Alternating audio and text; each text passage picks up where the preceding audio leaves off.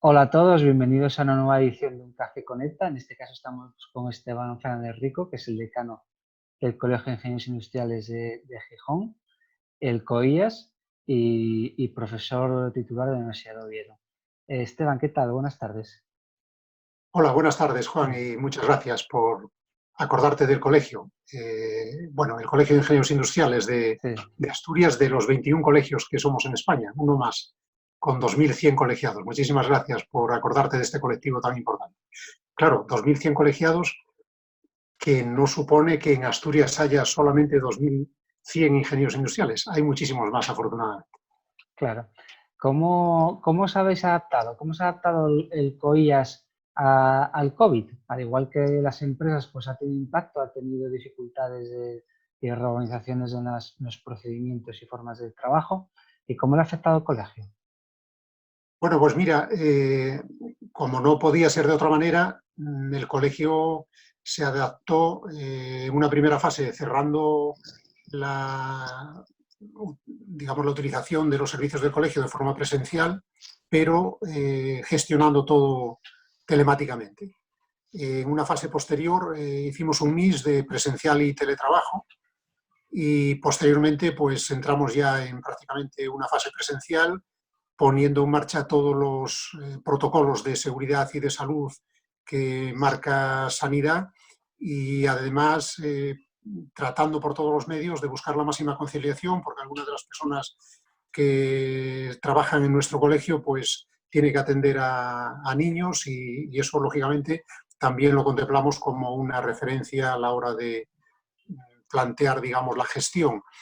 En todo caso, con esas premisas, lo que sí mantuvimos siempre como referencia fue hacer una prestación de los servicios colegiales prácticamente como si fuera absolutamente presencial y por otro lado con todos los servicios funcionando de manera operativa. Incluso se habilitaron algunos móviles de manera particular para aquellas personas que en un momento determinado podrían tener una urgencia o necesidad de que se le diera algún tipo de servicio o de información, etcétera, ¿no? O sea que nos adaptamos como cualquier organización y cualquier empresa en general.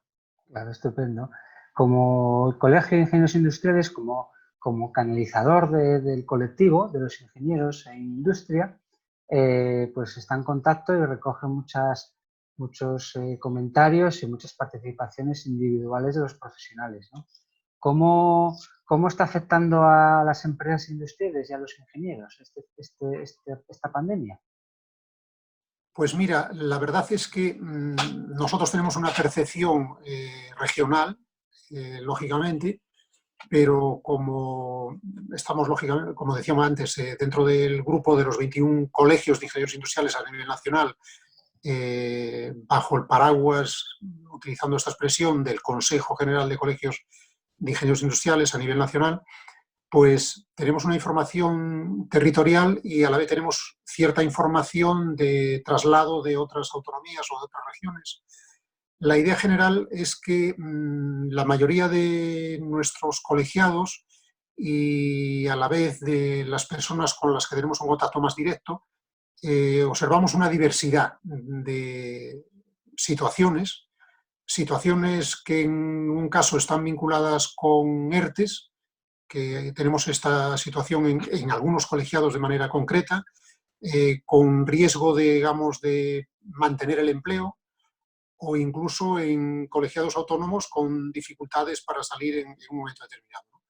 Eso por un lado, pero por otro, es verdad que muchos compañeros y muchas compañeras están trabajando intensamente, porque lógicamente las empresas también hay que plantearlas desde el punto de vista sectorial, por ejemplo, alimentación, pues tenemos personas que están en empresas que trabajan en alimentación y, como decimos coloquialmente, pues están a destajo. Y luego también hay compañeros que reorganizaron su trabajo para hacerlo de manera no presencial, con teletrabajo, y prácticamente están manteniendo todos los servicios. Es decir, que hay una heterogeneidad importante que se puede vincular con los sectores empresariales, con los tamaños de empresa, con la situación particular de la trayectoria que la empresa está teniendo en el mercado, etcétera. En Claro, general, por otro lado, hay que tener en cuenta que nosotros aportamos un valor añadido y un conocimiento fundamental, Y en ese sentido, sí podemos decir que la ingeniería industrial está jugando un papel muy, muy relevante en toda la pandemia, en general, como idea general, y por otro lado aportando un conocimiento y una innovación que, por ejemplo, y con un tiempo de respuesta rapidísimo, como se pudo ver, por ejemplo, en la participación de la ingeniería industrial en el Hospital de IFEMA, a través de compañeros de Madrid particularmente, que hicieron todas las instalaciones en un tiempo récord, con el resto de colectivos profesionales que intervinieron, pero dando un ejemplo de cómo cuando se impulsa un proyecto y hay necesidad de trabajar fuertemente, pues que estamos ahí y nuestro conocimiento y nuestra carrera es un valor añadido importantísimo. Estupendo. Una forma también que entiendo de medir impacto puede ser el número de visados de proyectos de ingenieros industriales. ¿Cómo ha afectado? ¿Se ha afectado, ha bajado el número de proyectos que se visan en el colegio? ¿O se Pues mantienen? mira, la realidad es que el concepto generalizado es que bajamos un 30%.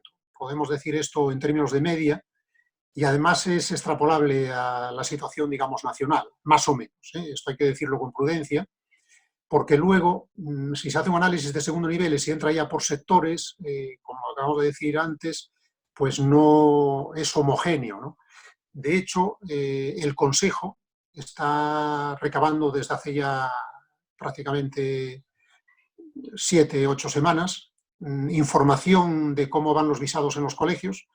Esa información la está recopilando el Consejo y esperamos tener un informe. Hay ahora datos, pero son, digamos, datos preliminares, un informe más serio, por decirlo con esta expresión, y con más fundamento, probablemente para el mes de septiembre, donde ya el histórico y la serie nos permitirá sacar valores y datos significativos, ¿no? Lo cierto es que para nosotros en particular supone básicamente un 30% de menos de visados. Mm. Precisamente este sistema de visados, me comentaba Santiago que habéis hecho una inversión y habéis digitalizado, bueno, más que digitalizado, que ya está digitalizado, habéis actualizado todo el sistema automático de gestión digital de visados. ¿Qué me puedes comentar de ese proyecto? Pues mira, la verdad es que coincide muy bien la entrevista que me estás haciendo, Juan, porque mañana, precisamente mañana, ponemos en marcha el nuevo sistema de gestión colegial que va a digitalizar todos los procesos internos, digamos, del colegio, que son en definitiva de prestación de servicios a nuestros colegiados, a la sociedad y a la administración y a las organizaciones con las que colaboramos, por supuesto a todos los clientes. Y por otro lado, una pieza clave es el visado colegial. Y en ese sentido vamos a tener un visado digital con 100% de seguridad, con un tiempo de respuesta mínimo y con unas facilidades para el ejercicio profesional realmente muy relevantes. Esto se enmarca dentro de un proceso de transformación digital del colegio que arrancó prácticamente ya a finales de 2018, pero que fuimos impulsando a lo largo de todo el año pasado y que se incardina dentro de un plan estratégico, particularmente 2020-2022.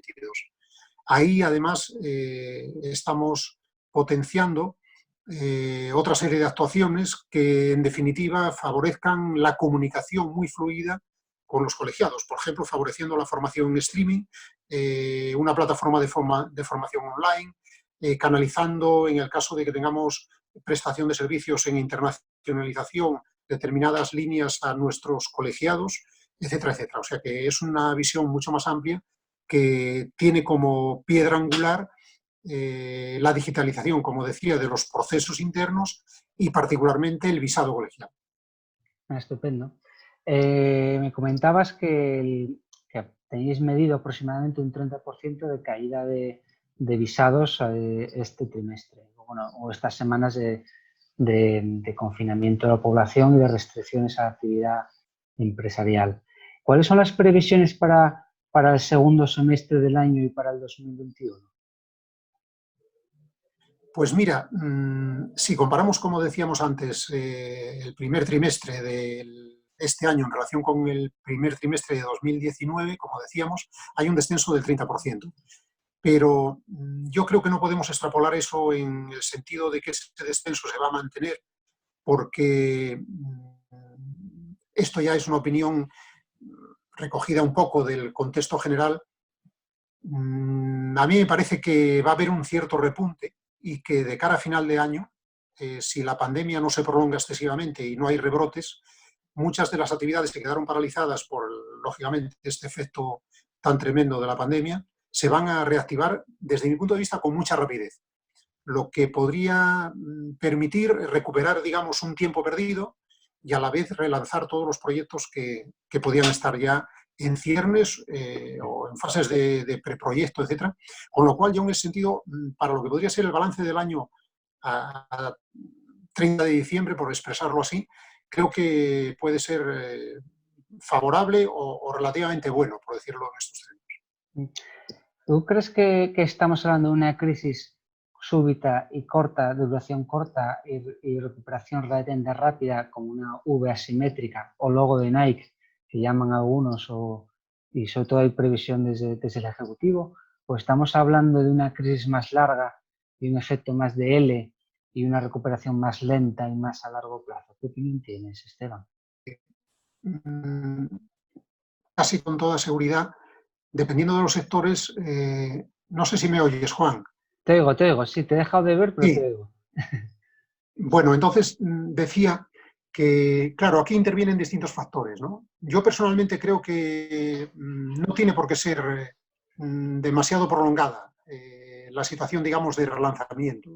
¿Por qué? Porque el conocimiento, el saber hacer, la profesionalidad con la que nos movemos desde hace ya muchos años en todos los sectores y particularmente en el tejido empresarial e industrial, pues no se pierde. Eso está ahí. O sea, lo único que hacemos es como una hibernación que cuando pase un tiempo tampoco habrá sido tanto. Es verdad que tiene muchas connotaciones y el impacto es enorme, eso no podemos dudarlo, pero pasado un tiempo yo creo que, como digo, dependiendo de los territorios, dependiendo del tejido empresarial, dependiendo de los sectores, dependiendo de los estímulos del gobierno central y también, por supuesto, de los autonómicos y de las propias estrategias de las empresas, yo pienso que el lanzamiento tiene que ser relativamente rápido. Hay una cuestión también importante. En aquellas empresas que manejen, digamos, una facturación próxima al 90%, al 80%, o otro valor en internacionalización, en mercados internacionales, pues claro, eso también va a tener distintas vertientes, porque depende mucho de cómo vayan esos propios países relanzándose y cómo demanden de nosotros los productos, ¿no? Por ejemplo, el Instituto de la Ingeniería de España tuvo hace unos días una reunión con el rey y lanzan dos ideas que a mí me parecen muy importantes, ¿no? Lo que denominaron la economía del ingenio, que va a pretender trasladar ideas y recursos en bienes, transformar, ¿no? Ideas y recursos en bienes y beneficios para la sociedad. Y ahí, lógicamente, todas las ramas de la ingeniería vamos a jugar un papel destacado, muy destacado. Y otra cuestión que a mí me parece muy relevante como concepto, veremos hasta dónde podemos avanzar en ella, es precisamente una idea que también se planteó en esta reunión del concepto de una marca internacional que es España es ingenio. ¿Qué se pretende? Pues se pretende con esto fomentar la competitividad de las empresas, la internacionalización y los productos españoles. Entonces, yo creo que si las piezas se rearman otra vez, porque el conocimiento, como decía antes, sigue estando, la profesionalidad sigue estando, el know-how y el tejido empresarial de determinadas regiones sigue siendo muy potente, con todo eso yo creo que más bien saldremos rápidamente que tarde. El año pasado, bueno, el año pasado ya fuisteis oficina de transformación digital y habéis hecho un montonazo de acciones divulgativas y de trabajo bueno, de dar a conocer las ventajas del uso de la tecnología, las ventajas de los conceptos de la industria conectada o industria 4.0 en las empresas. ¿Crees que ya podemos decir que la industria ya está concienciada y ya está empezando por fin a digitalizarse? Bueno, el ritmo, digamos, de digitalización es diferente. Aquí no queda más remedio, desde mi punto de vista, que volver a hacer un análisis que es distribuido. Creo que no podemos sacar un valor, digamos, homogéneo. Y en ese sentido, esta crisis tan dura, va a impulsar casi con toda seguridad y mucho más en determinados sectores y en determinadas empresas la digitalización. Por ejemplo, aquellas empresas que hayan tenido dificultades para el teletrabajo en este momento, pues evidentemente se replantearán sus sistemas internos de gestión y la relación con los recursos humanos para favorecer el teletrabajo, pase lo que pase, ¿no? Lo mismo que para otras empresas que ya venían utilizando este sistema, no hubo ningún problema, pero a la vez todo ello requiere, desde mi punto de vista, un planteamiento que hay que conformar, porque podemos decir, estamos en teletrabajo. Es verdad, pero también es cierto que el trabajo presencial no solo es el trabajo en el puesto de trabajo propiamente dicho, sino que también es la relación con las personas, el tomarse un café y un largo etcétera, ¿no? De relaciones sociales que forman parte del conocimiento y del saber hacer y del know-how que se genera en una organización. Entonces el teletrabajo está muy bien, pero también hay que acotarlo, ¿no? Todos sabemos lo que está pasando ahora, por ejemplo, con la universidad, con el parón que hubo, y yo particularmente lo estoy viviendo como catedrático en la escuela, como tú sabes muy bien, y claro, estamos diciendo, pues ahora hay que hacer los exámenes online.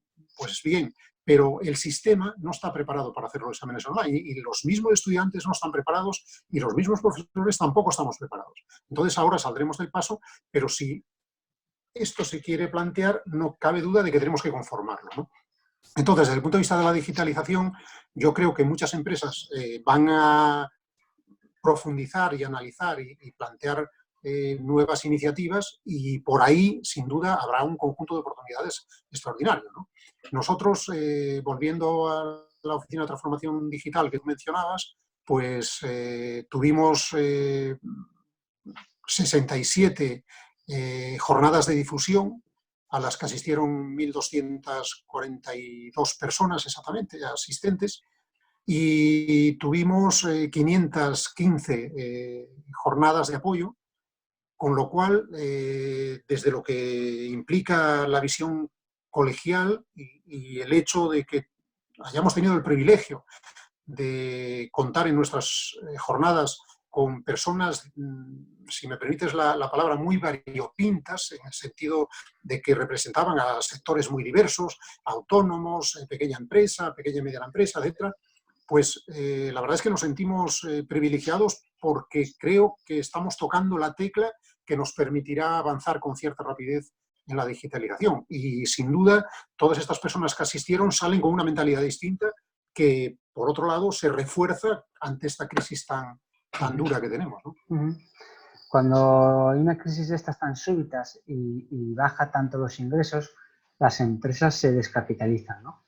Y lo fácil muchas veces pues, es reducir la partida pues, de innovación, de investigación, de formación, digitalización, etcétera. Sin embargo, ¿crees que es justo el momento en que más hay que arriesgar e invertir en esta tecnología? ¿O es mejor decir a la empresa que busque la viabilidad de la supervivencia para invertir un poco más adelante?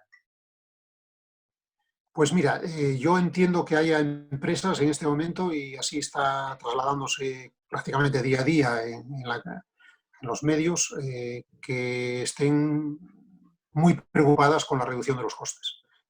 A mí eso me parece que es normal. Lo que ya entiendo que hay que ser muy prudente y hay que plantearlo de otra manera es en la reducción de puestos de trabajo. Ahí hay un tema absolutamente crítico que las empresas están pues, gestionando a través de los ERTES, etcétera, pero que no cabe duda es muy complejo.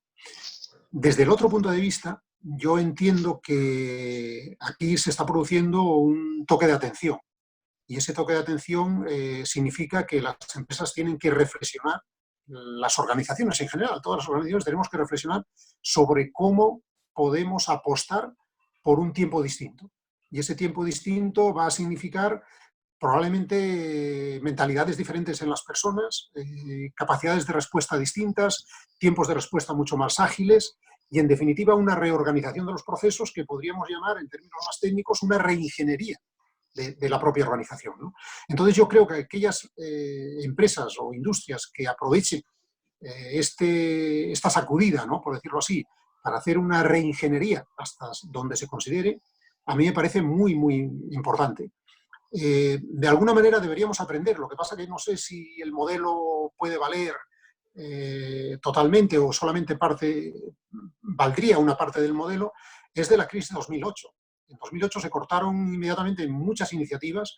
Yo particularmente, si me permites un comentario, lo vivimos en la universidad. Tuvimos un descenso generalizado de los proyectos universidad-empresa, de la colaboración con las empresas, etc. Y eso supuso un daño tremendo para la investigación y desarrollo universitaria vinculada con la empresa, es decir, aplicada y vinculada con la empresa, y a la vez también creo que supuso un daño muy, muy importante para la empresa, porque esa colaboración es imprescindible. Entonces yo creo que hay que aprender esas lecciones y apostar por invertir, y eso es invertir con una planificación adecuada, pero no frenar. O sea, buscar la oportunidad, reformular objetivos y plantear un nuevo escenario o unos nuevos escenarios a los que hay que ganar, ¿no? Que hay que lograr. Antes de la llegada de la pandemia del COVID, los grandes retos que tenía nuestra industria, pues se hablaba mucho de la descarbonización, de la fabricación con baja emisión del carbono, se hablaba de los métodos de fabricación avanzada, se hablaba de la digitalización, se hablaba de distintos retos o grandes preocupaciones que tenía la industria a corto plazo. ¿Estos retos se transforman ya más bien en obligaciones? O, es decir, ¿son las grandes oportunidades en las que debe pivotar nuestra industria o sigue quedando demasiado lejos? Yo creo que son grandes oportunidades. El problema que veo es que la urgencia en la toma de decisiones y el enfrentar el día a día para muchas empresas y muchas organizaciones va a estar por delante, o sea, va a ser prioritario a todo este conjunto de actuaciones que son más a medio y largo plazo. Entonces, la urgencia y la incertidumbre actual nos va a llevar, en mi opinión, a dar prioridad a un plan de choque que relega a un segundo nivel todas estas actuaciones que tú estás diciendo, que sin duda son importantísimas y en las que tendremos que empezar a movernos, pero que probablemente queden relegadas, en mi opinión. Pero no cabe duda de que estamos hablando de campos donde va a haber mucho empleo. Por ejemplo, todo el tema de energías, que se hizo una planificación a 2050, pero ya se está intentando adelantar, etcétera, pues bueno, ahí hay un campo extraordinario de empleo, de innovación, de desarrollo, de incorporación de las ingenierías y un larguísimo etcétera, con repercusiones al más amplio nivel en términos del desarrollo económico de nuestro país, pero es probable que, dada la situación económica a la que tiene que enfrentar el gobierno, con lógicamente unos presupuestos que se desajustaron absolutamente por las prioridades sanitarias, pues probablemente eso vaya relegándose ante la situación de urgencia. Pero lo que sí sería muy, muy oportuno desde mi punto de vista es que se hiciera un plan estratégico que permitiera que, por decir algo, en año y medio, como mucho 2 años, que esta crisis ya estará superada, empecemos a trabajar en serio con todo lo aprendido y con un planteamiento que permita una visión, pues quizá a 2030, que puede ser una visión de país muy, muy oportuna. ¿Qué ejes crees que debería tener ese plan estratégico en el que la industria se sitúe en un papel fundamental en el PIB? Bueno, es que ahí, claro, se enlaza con todo. Tendríamos que ver hasta qué porcentaje del PIB podemos abordar y tendríamos que ver cómo incorporamos innovación. Nuestra media, como se sabe, está bastante por debajo de la media europea, nuestra media nacional, porque luego algunas autonomías o algunas regiones en particular están con un porcentaje en relación con el PIB muy, muy destacado, pero esto supone una apuesta que políticamente tiene que ser asumida por todos los agentes. Y eso quizás sea el reto más importante, porque si no se hace así, se va a desajustar en cualquier momento, ¿no? Y desde ese punto de vista habría que definir cuáles son sectores estratégicos. Y es verdad que probablemente algunos de los sectores estratégicos que lo eran antes de la pandemia no lo sean después de la pandemia. Y entonces todo eso hay que ajustarlo, ¿no? El protagonismo de sanidad, con todo lo que eso implica en términos de investigación, por ejemplo, vinculado con la vacuna o determinadas pautas médicas para el tratamiento inmediato de la enfermedad del COVID, pues eso es un ejemplo de que por ahí hay una línea importantísima de trabajo, como lo es en disponer de toda una industria nacional vinculada con la sanidad, donde, por cierto, la ingeniería, nuestra ingeniería industrial particularmente, puede jugar un papel muy importante, porque desde hace ya mucho tiempo se está hablando de ese campo interdisciplinar de la medicina y la ingeniería, pero está en stand-by. Y eso habría que reactivarlo. Entonces, en ese plan estratégico habría que ver qué piezas son fundamentales y apostar por ellas con mucha decisión. Claro. Hay muchísimos ingenieros industriales por el mundo trabajando. Y en esta crisis se ha visto que, bueno, que el teletrabajo y el trabajo a distancia es posible, ¿no? Entonces, ¿crees que puede ser una oportunidad para nuestra región, una región periférica, con problemas de infraestructuras y con cierto aislamiento para recuperar talento y que estos talentos se desarrollen trabajos en remoto y consigamos atraerlos por un nivel mejor de vida que tenemos aquí, por facilidad de conciliación, por facilidad de conectividad con las tecnológicas? ¿Crees que puede ser la oportunidad para repatriar ingenieros industriales? Pues mira, nosotros, como tú sabes, tenemos en el colegio una red, ya la pusimos en marcha hace unos años, de colegiados en el extranjero que trabajan en distintos países. Concretamente tenemos compañeros y compañeras en 32 países en este momento. Y además tenemos con ellos un trato especial porque todas estas personas, con un espíritu de colaboración extraordinario y con una entrega, en todos los casos, muy destacada, se brindan a colaborar con cualquier iniciativa que les solicita el colegio desde sus puestos de trabajo y en los países en los que se encuentran. Lo que preguntas a mí me parece muy relevante. No cabe duda de que muchas de estas personas ya llevan una carrera profesional destacada, son muy buenos profesionales, tienen una cultura de internacionalización que no se puede dudar, y sin duda podrían hacer un trabajo y un papel muy destacado en nuestra región. La duda que me entra a mí es cómo recuperar este talento o hasta dónde se puede recuperar, bien de manera telemática o por teletrabajo, etcétera, etcétera, para que estas personas se sientan verdaderamente atraídas. Porque nosotros que estamos siguiendo el desplazamiento de los egresados del máster ahora y antes de la ingeniería industrial de la escuela, sabemos que Madrid tiene una colonia, si lo podemos expresar con esta palabra, importantísima de egresados de nuestra escuela, y no es fácil que vuelvan. Siendo pragmáticos, no es fácil que vuelvan. Hay muchas razones y eso es lo que habría que explorar para buscar darles unas oportunidades que se merecen y, como tú decías antes, favorecer la conciliación, las retribuciones, la carrera profesional y un conjunto de elementos que les favorezcan en su evolución, ¿no? No cabe duda de que cuando estas personas marchan al extranjero o están en otras comunidades tienen una mentalidad distinta y entonces hay que arropar esa mentalidad. Y eso es lo que aquí deberíamos armar adecuadamente para que estas personas no se sientan frustradas pasadas, por decir algo, 3 o 6 meses o un año de estancia con nosotros o mediante colaboración telemática y que luego se vean frustradas. Yo creo que el riesgo de frustración es alto y en ese sentido no quedaría más remedio que buscar un armazón de elementos que permitan que esas personas en todo momento se sientan muy a gusto y aportando ese valor añadido tan importante que tienen, claro. Y ya por ir terminando, ¿cuáles son los principales servicios que aporta el Colegio de Ingenieros Industriales a nuestro colectivo?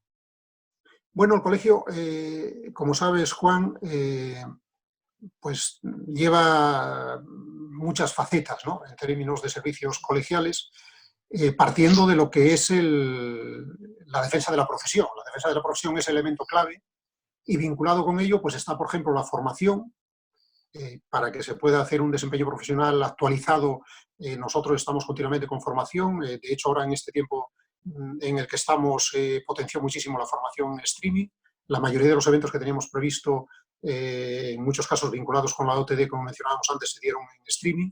Por cierto, que aprovecho para decirte que Conecta Industria colaboró intensamente con nosotros y os lo agradecemos mucho, porque sí, todas las piezas en este sentido son muy importantes, ¿no?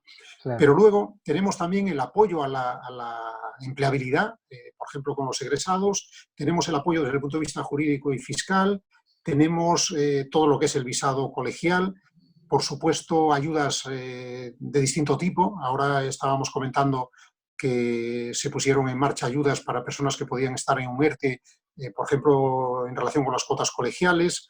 Tenemos líneas de convenios colectivos.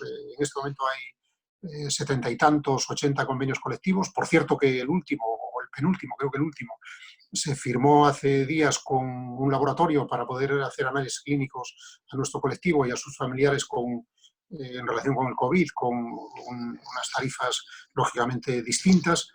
Y hay un largo etcétera. O sea que realmente pertenecer al colegio y estar dentro del colectivo del colegio sin duda es un plus por muchas razones. Primero, por el propio colectivo en sí mismo, que es un colectivo de un valor histórico enorme, pero luego porque somos muy dinámicos y estamos participando en esa visión de los 21 colegios que hay en España, intercambiando continuamente información. Por ejemplo,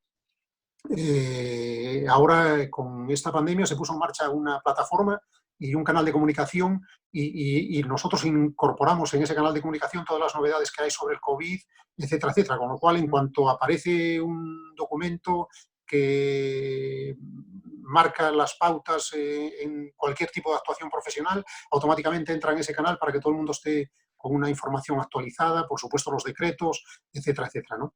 O sea que los servicios colegiales son amplísimos. Tenemos también, como sabes, en el espacio polivalente un conjunto de empresas, esos servicios de apoyo a empresas emergentes y por tanto, hay muchas posibilidades. Yo invito a quien nos escuche que valore a compañeras y compañeros ingenieros industriales o con el máster en ingeniería industrial, que valoren, si no lo están, que valoren estar colegiados.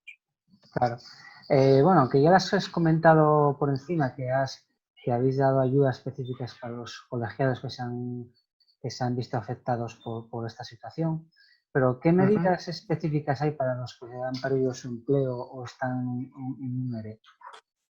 Pues mira, como comentaba, hicimos una prácticamente cancelación de cuotas para personas que están en un ERTE, personas que están en riesgo de desempleo y también autónomos con dificultades, ¿no?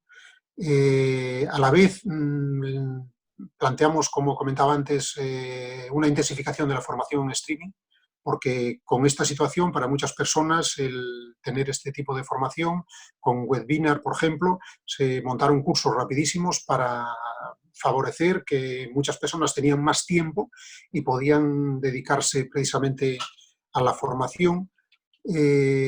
Planteamos también, bueno, particularmente un reparto de mascarillas, porque desde el primer momento vimos que esto tenía un impacto relevante y que nosotros teníamos que responder para prestar el apoyo posible, el mejor apoyo posible a los colegiados, pues formamos un grupo denominado COVID, expresamente dentro del colegio, dentro de lo que son los miembros de la Junta de Gobierno, y este grupo empezó a pensar en un conjunto de posibles actividades o actuaciones y son las que vamos desarrollando, ¿no? Como decíamos, el canal de comunicación, la formación en streaming, el convenio este del laboratorio que comentaba hace un momentito, todo esto fueron actuaciones que se fueron planteando a través de este grupo y que sigue operativo. Es decir, que estamos valorando en vivo, de manera dinámica, cualquier situación que se puede plantear y ver qué respuesta le podemos dar a la mayor brevedad posible, porque lo que sí tratamos es de tener una respuesta con mucha rapidez. Claro. Una de las grandes reivindicaciones, tanto de la industria, o sea, del sector empresarial como del sector público, es el aumentar al aumento de la colaboración público-privada. Para ello, yo creo que la universidad es una piedra angular, que es uno de los principales nexos de unión entre o debería ser entre la universidad, entre el sector público y el privado, ¿no? A raíz del COVID se ha visto que han aflorecido multitud de colaboraciones, multitud de proyectos nuevos relacionados con desarrollo inmediato de productos de protección de respiradores y demás, ¿no? ¿Crees que es la gran oportunidad para que por fin despunte y ponga la universidad en el lugar que se merece? Sin duda, esto enlaza con lo que comentábamos antes en relación con el esfuerzo, digamos, de impulsar los productos sanitarios, ¿no? Y yo creo que una de las cuestiones que se deben abordar por todos los agentes de manera inmediata es cuál es el plan de desarrollo de la sanidad en términos médicos y en términos de productos de soporte a la sanidad, ¿no? Efectivamente, como tú muy bien decías y como sabe la mayoría de la gente, pues muchas organizaciones, pequeñas empresas, incluso personas a nivel particular y, por supuesto, grupos de investigación, grupos universitarios, se pusieron a trabajar rapidísimamente pues, en mascarillas, en respiradores y en muchas otras cosas que efectivamente vieron una salida con cierta rapidez, ¿no? A la vez que se hizo eso, se vieron los problemas, porque evidentemente un respirador tiene que pasar las homologaciones sanitarias pertinentes, una mascarilla lo mismo y un largo etcétera, ¿no? de validaciones. Desde ese punto de vista, yo creo que hay que sacar algunas conclusiones que son válidas ya, ¿no? Uno, que la colaboración es imprescindible.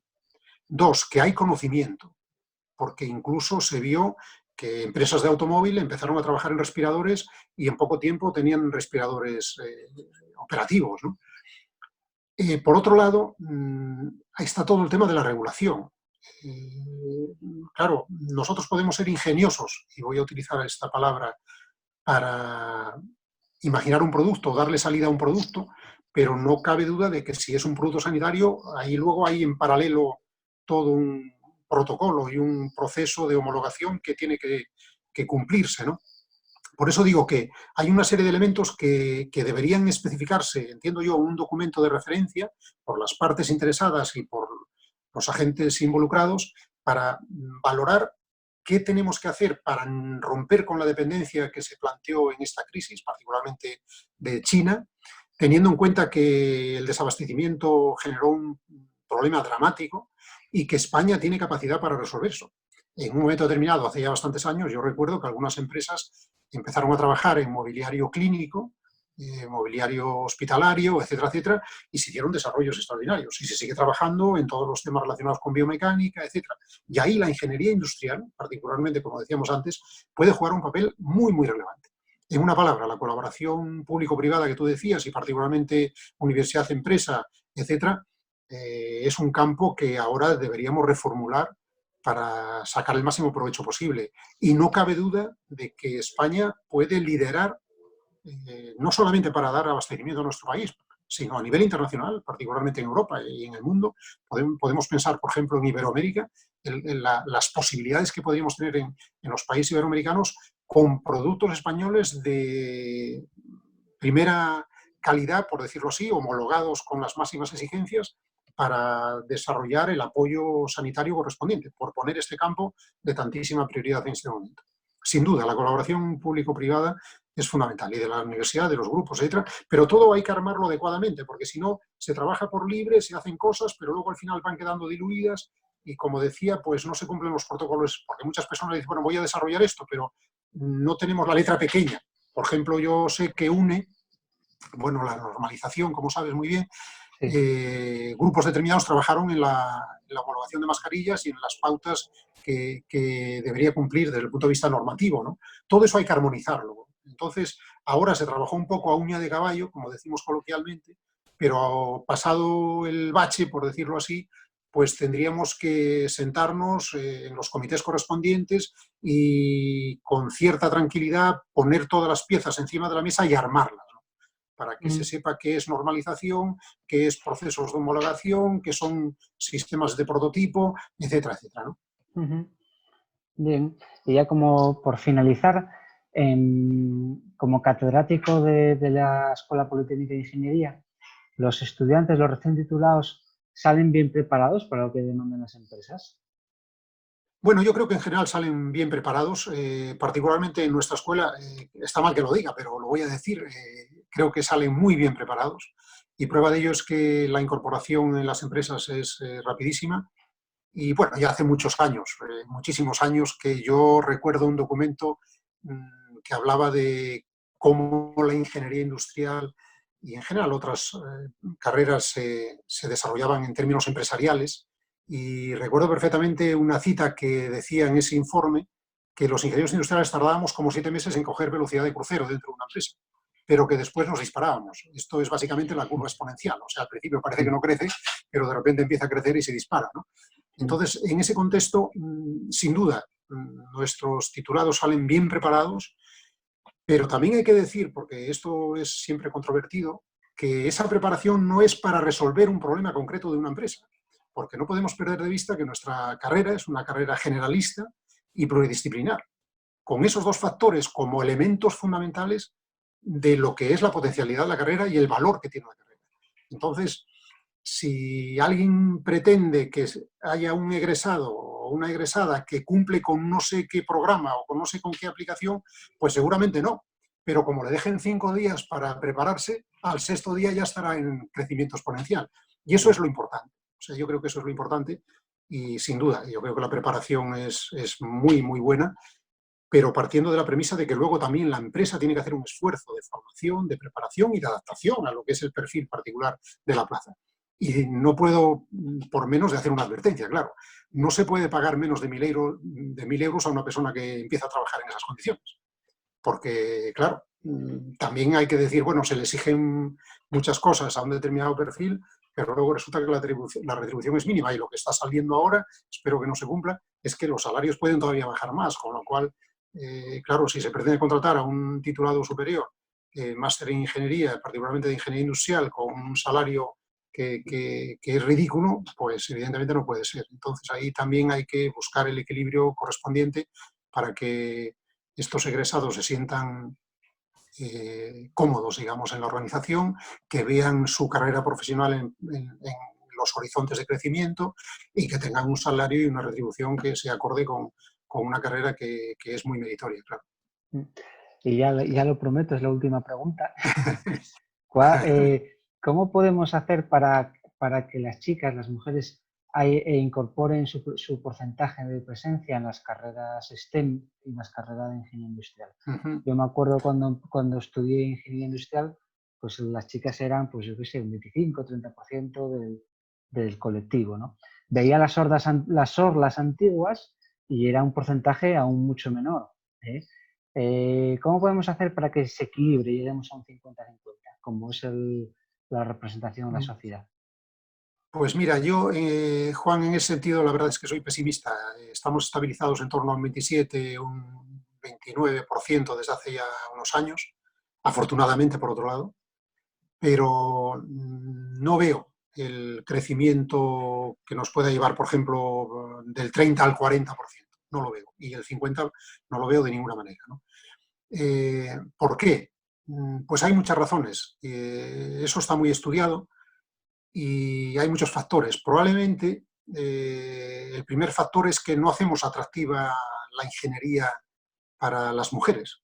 Es muy probable. Pero también es muy probable que en los estudios de bachiller y en el desarrollo de las distintas asignaturas pues no se genere un caldo de cultivo que favorezca el protagonismo de la mujer en la ingeniería, ¿no? Y sin embargo, cada vez tenemos más mujeres que salieron de las distintas escuelas de ingenieros industriales de España con puestos y trayectorias profesionales de una relevancia extraordinaria. Esos son ejemplos, y esos ejemplos tenemos que trasladarlos a la sociedad, hacerlos llegar a los a los bachilleres, a los institutos, y por tanto ir generando ese caldo, pero ese caldo de cultivo, quiero decir, ¿no? Pero no es sencillo, la verdad es que no es sencillo. Al final nos movemos también por factores que no son solamente el factor de lo que me gusta en la carrera, sino lo que proyecta la carrera, ¿no? Y a lo mejor nuestra carrera proyecta una visión, como decimos coloquialmente, y todo el mundo sabe, como muy cuadriculada, ¿no?